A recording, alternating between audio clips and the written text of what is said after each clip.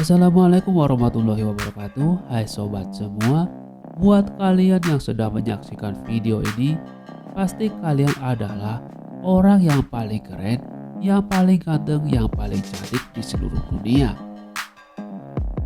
Di video kali ini saya akan membahas sebuah kisah dari seorang pria Uganda yang telah mendalangi kematian 1.000 orang secara tragis.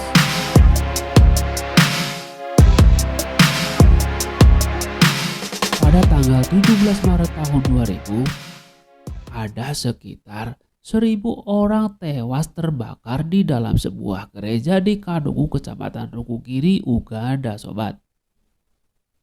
Ia menamakan dirinya sebagai Gerakan untuk Pemulihan 10 Perintah Tuhan, sobat. Atau lebih dikenal sebagai Kultus Kipwantere. Sakte ini dipimpin oleh Joseph Kipwantere dan bersama beberapa rekan-rekannya, yaitu Credo Niamrede, Angelina Mugiza, Fr. Joseph Kasapurari, dan Pendeta Dominic Kataribabu. Pada awalnya, kejadian ini diasumsikan sebagai bunuh diri massal oleh para anggota sakte sesat yang mereka meyakini bahwa mereka akan masuk surga melalui api atau dibakarlah, kurang lebih seperti itu, sobat. Tetapi pihak kepolisian mencurigai hal ini dan mereka melakukan penyelidikan lebih mendalam dan mereka berhasil menemukan kejanggalan-kejanggalan di tempat kejadian perkara. Pada akhirnya pihak kepolisian menyimpulkan bahwa kejadian ini sepertinya sudah direncanakan oleh para pemimpin sakte, sobat. Dan dugaan polisi ini pun diperkuat dengan adanya bukti-bukti bahwa para korban sebagian besar adalah anak-anak yang masih terlalu muda untuk melakukan sebuah keputusan secara independen. Apalagi ini adalah keputusan yang sangat besar, sobat. Dan setelah dilakukan penyelidikan secara mendalam, pihak kepolisian juga menemukan banyak anggota sakte ini telah tewas dan dikuburkan di kamp-kamp di luar Kanungu, termasuk di museum dekat Kampala. Lalu pada akhir Maret, jumlah korban tewas yang terungkap dari anggota sakte ini meningkat tajam, sobat. Dan pada akhir Maret, jumlah korban yang terungkap dari anggota sakte ini telah meningkat menjadi sekitar 1.000 orang, sobat. Dan tragedi ini menjadi isu nasional dan internasional. Joseph Kipwantere, dia adalah kelahiran tahun 1932 di Uganda. Dia dikenal masyarakat sebagai seorang dengan latar belakang yang sangat taat. Joseph Kipwantere sehari-hari dia adalah sebagai seorang guru sekolah dasar. Dia juga dikenal sebagai seorang yang sangat cerdas. Itu terbukti dia juga pernah ditunjuk menjadi asisten pengawas sekolah di Keuskupan Katolik Barara. Di samping itu, sobat, dia juga seorang pria yang sangat dermawan.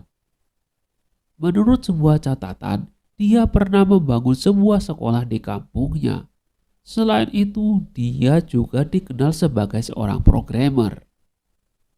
Lalu pada tahun 1960, dia menikahi seorang wanita. Kabarnya sih wanita lebih tua darinya. Tapi yang namanya cinta pasti tidak akan memandang umur. Pada saat itu, Uganda mengalami sebuah tragedi politik dan keagamaan. Hal ini juga kemungkinan besar yang mempengaruhi cara berpikir dari Joseph. Tetapi mungkin juga dipengaruhi dari sisi religiusnya yang menekankan adanya sebuah keajaiban, sobat, tentang penampakan sosok Bunda Maria. Dan hal ini pun diperkuat pada tahun 1984. Dia mengaku telah bertemu dengan sosok Bunda Maria. Sekitar tahun 1889, dia bertemu dengan seorang wanita yang bernama Credo Niamrede. Si wanita ini berprofesi sebagai seorang PSK yang mengaku bahwa dirinya ingin bertaubat. Joseph sebagai seorang pria yang baik hati tentunya menerima dengan tangan terbuka tanpa ada kecurigaan sedikit pun sobat. Tetapi rupanya wanita ini memiliki niat yang terselubung. Dan dia berhasil mempengaruhi Joseph dengan segala pemikirannya yang menyimpang dari ajarannya sobat. Wanita ini juga mengaku kepada Joseph bahwa dirinya pernah bertemu dengan sosok Bunda Maria. Anggota sekte sesat ini meyakini bahwa kiamat akan segera terjadi, bahkan waktunya pun sudah ditentukan, yaitu akan terjadi pada tahun 2000. Para anggota sekte ini juga ditanamkan agar mereka tidak terfokus pada urusan dunia.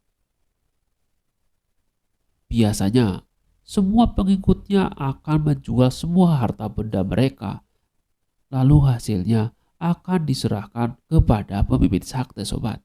Mereka menciptakan pengikut yang tidak memiliki harta benda. Dengan hal itu, mereka menjadi tidak berdaya dan sepenuhnya bergantung pada kultus dan tidak memiliki alasan untuk mundur sobat. Sekte ini juga berhasil mengeksplorasi pandangan umum di antara orang-orang Uganda bahwa orang-orang beragama itu selalu polos, rendah hati dan tidak berbahaya dan cinta damai sobat. Para pemimpin juga berhasil menanamkan banyak sekali ketakutan di antara para pengikut mereka. Anggota sekte ini memiliki jadwal yang sangat padat dan membuat mereka menjadi seorang yang sangat sibuk, sehingga hampir tidak ada waktu untuk berdiskusi bahkan sesama anggota itu sendiri sobat. Para pemimpin dan pengikutnya juga dikenal sebagai seorang yang ramah dan rendah hati.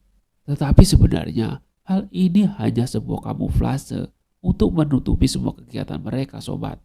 Anggota sekte ini benar-benar terlepas dari kerabat mereka, sehingga masyarakat juga tidak mengetahui atau mendeteksi apa yang sedang terjadi di camp-camp pemujaan sobat. Sobat sekalian, sekian video dari saya, semoga bermanfaat. Pesannya adalah kita harus bisa memilih dengan siapa kita bergaul, karena pergaulan kita akan mempengaruhi jalan hidup kita sobat. Sampai jumpa lagi di video berikutnya. Jangan lupa like, comment, share, dan subscribe. Terima kasih dan wassalamualaikum.